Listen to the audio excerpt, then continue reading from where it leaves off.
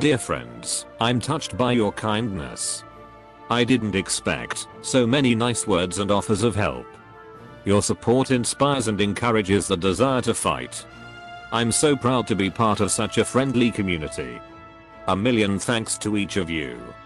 Unfortunately, I completely lost the technical ability to create new videos. All I have left is an iPad and a great desire to continue working even in such difficult circumstances.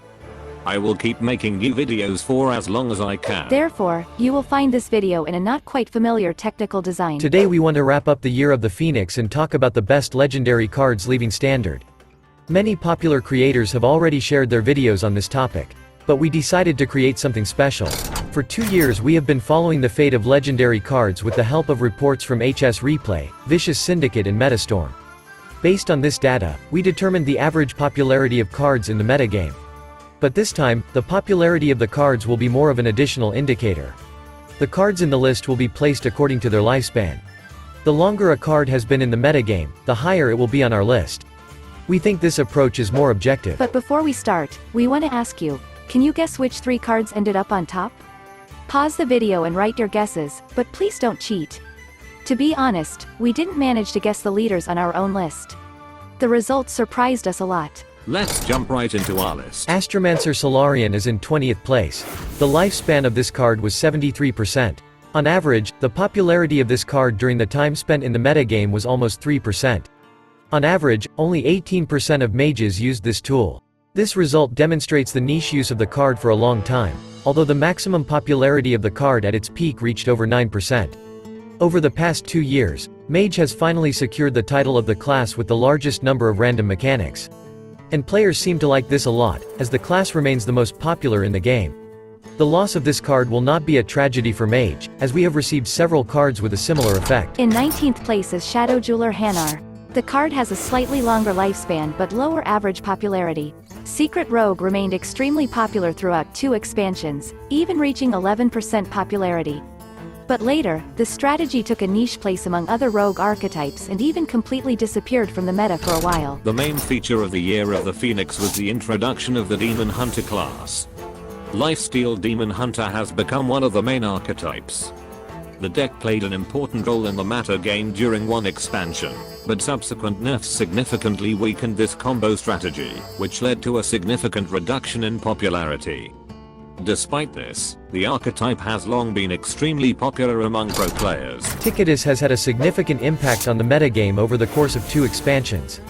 Being able to destroy key cards for combo and control decks is fun, but after the release of United and Stormwind, this strategy became unsustainable as the metagame became extremely aggressive.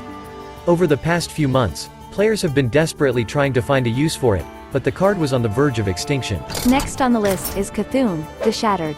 The game plan for this card is extremely simple.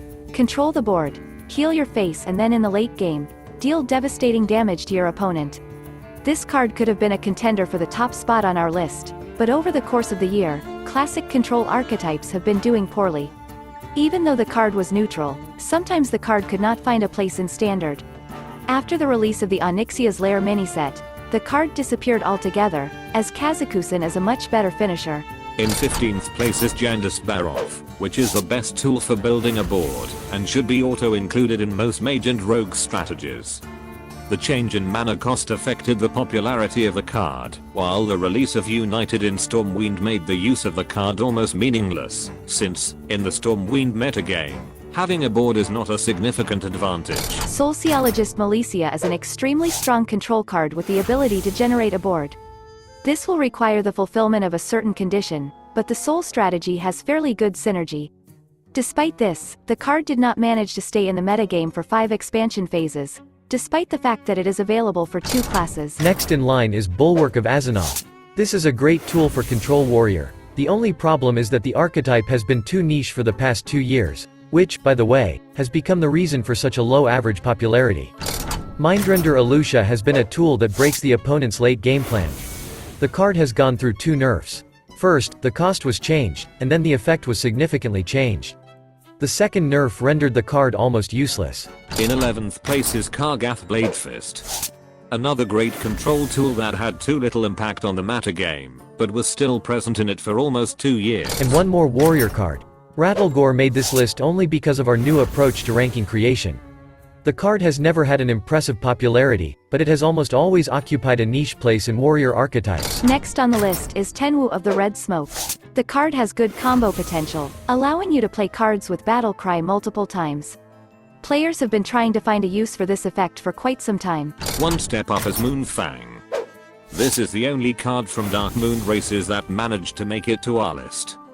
Moonfang is a tech card that has often been an optional card for deck building. In 7th place, unexpectedly for us, is Lady Liadrin. This is an important deck forming tool. We were sure that this card didn't leave the meta at all, but as it turned out, even this immortal strategy was affected by the release of United in Stormwind. Despite the high efficiency for 2 years, Libram Paladin did not enjoy such high popularity.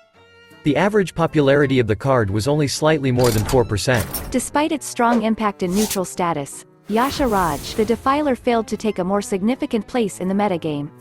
His average popularity was less than 6%. The card featured prominently in Clown Druid, Ticketus Warlock and Balner Shaman. In the top 5 cards is Murgurgle. This card has no flaws. The prime version of the creature is capable of generating a crazy board.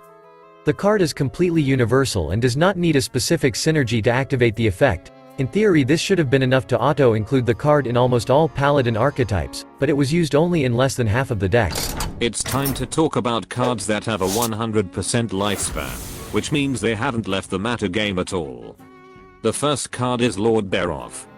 This is a great all-round board control tool. On average, 27% of warrior and paladin decks used this card. Just another good tech card. In 3rd place is Instructor Fireheart. This is another auto-include card with a universally activated effect that allows you to generate random resources. The card has held a very important place in most of the shaman archetypes for a very long time. Next on the list is Soul Mirror. This is one of the best removals in the game. The card has been a must for every control priest archetype. On average, almost 60% of priest decks used this tech tool. Finally, it's time to talk about 1st place.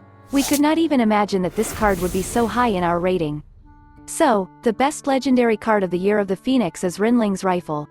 Over 60% of hunters have used this card in their decks.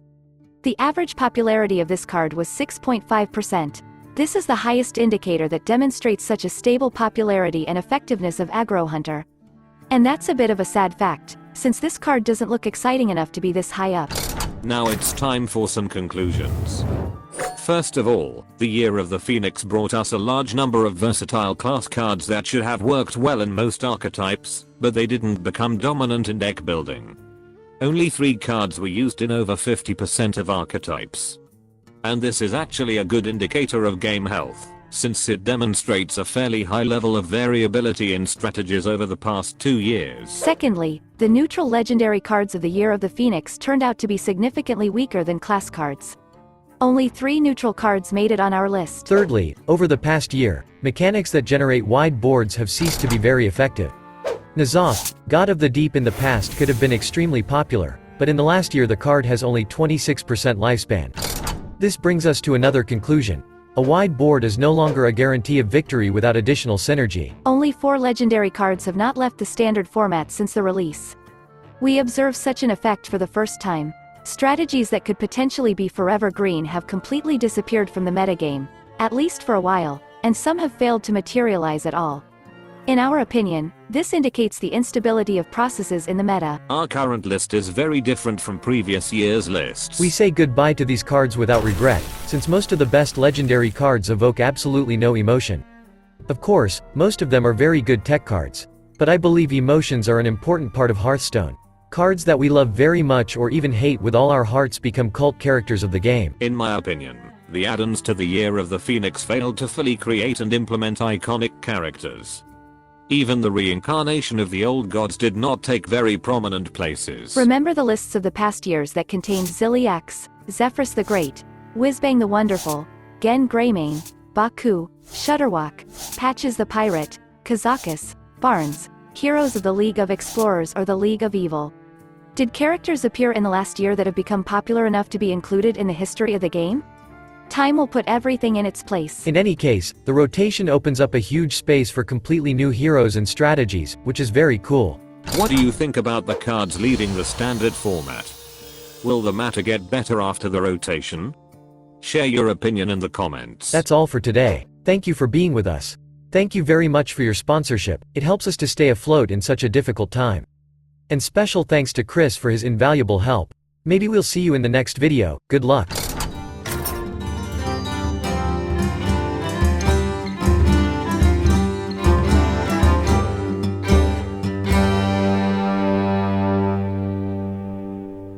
Job's done.